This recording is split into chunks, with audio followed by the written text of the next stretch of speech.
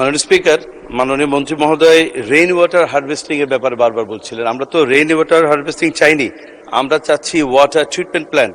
Rain water harvesting তো বৃষ্টির পানি ধরে রাখার একটা বিষয়, কিন্তু আমরা চাচ্ছি পানি উৎপাদন করে জনগণের কাছে পৌঁছে দেওয়া, যেটি আমাদের কাছে নেই।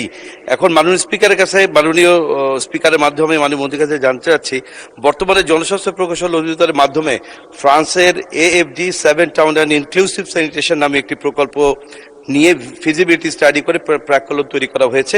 তাতে প্রতিটি পৌরসভায় 100 থেকে 150 কোটি টাকার কাজ হওয়ার কথা। বিগত দিনে ফ্যাসিস্ট হাসিনা শুধুমাত্র রাজনৈতিক কারণে পিরোজপুরে কোনো উন্নয়নমূলক কাজ করেনি। এদিকে গত 1.5 বছরে কোনো নির্বাচিত সরকার না থাকায় ডিপিপি অনুমোদন সহ অন্যান্য কাজও হয়নি। তাই মাননীয় স্পিকার, আপনার মাধ্যমে মাননীয় মন্ত্রীর কাছে জানতে চাই, পিরোজপুর পৌরবাসীর কাঙ্ক্ষিত নিরাপদ সুপেয় পানি স্যানিটেশন ব্যবস্থা উন্নয়নে ফ্রান্সের AFD 7 town and inclusive sanitation নামীয় প্রকল্প থেকে বরাদ্দ অথবা মাননীয় মন্ত্রীর নেতৃত্বাধীন স্থানীয় সরকার মন্ত্রণালয় থেকে পিরোজপুর পৌরসভার জন্য বিশেষ বরাদ্দ প্রদান করা হবে কিনা, এবং পানি সহজলভ্য করার জন্য বলেশ্বর নদীর খননের ব্যবস্থা করা হবে কিনা। মাননীয় স্পিকার, আপনাকে ধন্যবাদ।